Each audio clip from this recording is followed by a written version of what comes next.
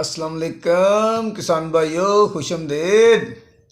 आज हम आपको बताएंगे कलराठी ज़मीन पर गंदम की पैदावार कम क्यों होती है और क्या इकदाम करके कलराठी ज़मीन पर गंदम की पैदावार भी ज़्यादा ले सकते हैं।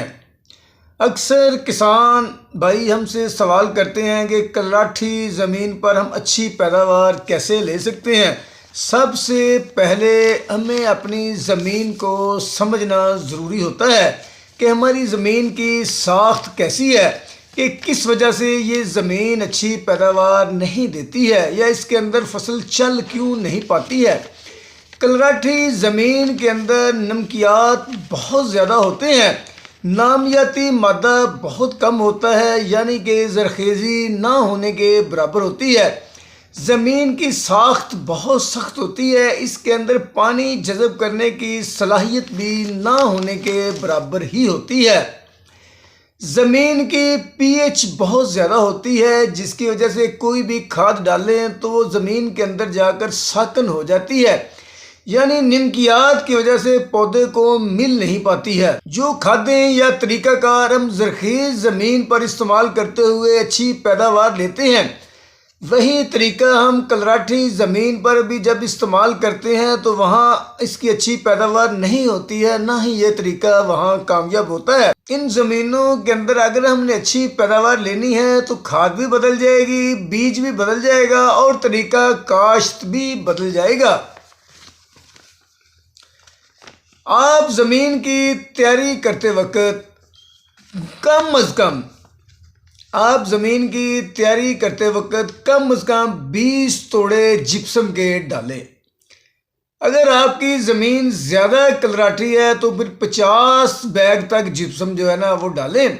और अगर जानवरों की रूढ़ी अवेलेबल है, गोबर की रूढ़ी अवेलेबल है, तो वो 3-4 ट्राली डालें। इससे आपकी जो ज़मीन है उसकी पीएच कम होगी और उसके अंदर जो है ना वो नरम साख्त होना शुरू हो जाएगी। आहिस्ता आहिस्ता अगर आप ऐसा करते जाएंगे, साल 2 साल बाद, तो आपकी ज़मीन जो है ना वो ठीक होना शुरू हो जाएगी। कलराठी ज़मीनों के लिए जिप्सम को सोना समझा जाता है। जिप्सम के अंदर सल्फ़र की मिकदार होती है और बहुत ज़्यादा होती है। तो जब हम जिप्सम को ज़मीन के अंदर डालते हैं तो ये वहाँ केमिकल रिएक्शन करके नमकियात के असर को कम करता है और नमकियात की मिकदार को कदरे कम करता रहता है आहिस्ता आहिस्ता। इस तरह ये ज़मीनें आहिस्ता आहिस्ता ज़रखेज़ी की तरफ बढ़ जाती हैं। उसके बाद आप अच्छे तरीके से गहरा हल चलाएं ताकि अगर बारिशें हों तो पानी ज़मीन के अंदर जज़ब करने की सलाहियत जो है ना वो बढ़ जाए। अब आ जाते हैं खादों की तरफ। आप ज़मीन के अंदर ज़्यादा से ज़्यादा तेज़ाबी खादों का इस्तेमाल करें, क्योंकि तेज़ाबी जो खादें होती हैं इनकी पीएच जो होती है ये कम होती है। जब हम इनको ज़मीन के अंदर डालते हैं तो ये फौरी तौर पर ज़मीन की पीएच को भी कम करती हैं और यकदम पौधे को खुराक भी मिलना शुरू हो जाती है, जिससे पौधे की अच्छी परवरिश होना शुरू हो जाती है। इन खादों में can Gavara, nitrophos, ammonium sulphate का आप ज़्यादा से ज़्यादा इस्तेमाल करें और कोशिश करें कि इन ज़मीनों के अंदर आप डीएपी ना डालें। इसकी जगह मुतबादल खाद नाइट्रोफास वगैरह का इस्तेमाल कर लें तो ज़्यादा बेहतर है। कलराठी ज़मीन के अंदर डीएपी ना ही डालें तो बेहतर है। ये ज़्यादा पौधे को अवेलेबल नहीं होती है, ज़्यादातर ये ज़ाया हो जाती है। तेज़ाबी खादें डालने से बीज का उगाव अच्छा हो जाता है। एक बात याद रखें कि जो पिछले साल इस ज़मीन के अंदर बीज लगाया था वो ना लगाएं, वैरायटी बदल बदल कर लगाते रहें तो ज़्यादा बेहतर है। दिलकश, फ़ख्र बकर, अकबर का ऐसी ज़मीन के अंदर बहुत अच्छा रिजल्ट आता है।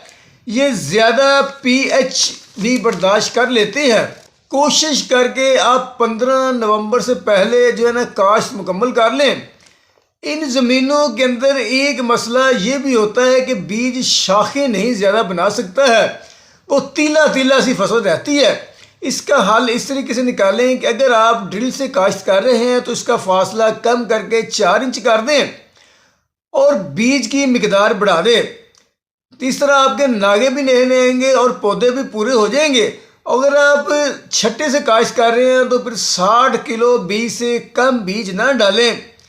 तो इसके अलावा एक और इसके अंदर करें कि कम अज़ कम आप 10 किलो सल्फ़र जो है ना ज़मीन की तैयारी के वक्त चीज़ा सल्फ़र आ जाती है जाफर वालों की, वो डाल लें तो इससे ज़मीन की पीएच बहुत कम हो जाएगी, ज़मीन हवादार हो जाएगी। समझ लें कि ज़मीन का बुखार जो है ना वो बहुत ज़्यादा कम हो जाएगा और जो ज़मीन के अंदर साकन खादें पड़ी हुई हैं या नामियाती मादे साकन हालत में पड़े हुए हैं वो भी पौधे को मिलना शुरू हो जाएंगे। और इन ज़मीनों के अंदर ये भी एक बड़ा मसला होता है कि पौधे जो है ना अच्छे तरीके से ज़मीन से खुराक नहीं ले पाते हैं, तो पौधे बड़े होकर शुरू में सब्ज़ होते हैं, बड़े होकर पीला होना शुरू हो जाते हैं। तो आप इन ज़मीनों के अंदर किश्तवार खाद डालें, कोशिश करेंगे किश्तवार खादों का इन ज़मीनों के अंदर इस्तेमाल करें। और उसके बाद अगर फिर भी कुछ मसला मसाइल हैं तो आप स्प्रे करने वाले जो खादें हैं ना मिल जाती हैं, तो उनका स्प्रे करें। पहले पानी के साथ नाइट्रोजन का एक बैग डाल दें या बाकी किश्तवार खादें उनको डालते रहें। आप जिंक, बोरान, NPK वगैरह के स्प्रे करके इन ज़मीनों से बहुत ज़्यादा अच्छी पैदावार ले सकते हैं। तो इससे आपकी ज़मीनें जो हमने इक़दामात बताएं अगर आप करते रहें तो आपकी ज़मीनें ज़रख़ेज़ होना शुरू हो जाएंगी और इनमें निमकियात की कमी भी कदरे कम होना शुरू हो जाएगी। तो नाज़रीन, इसके साथ ही अगर आपको हमारी ये वीडियो पसंद आई है तो प्लीज़ इसको लाइक और शेयर ज़रूर करें और प्लीज़ हमारे चैनल को सब्सक्राइब ज़रूर कर दें। अल्लाह हाफिज़।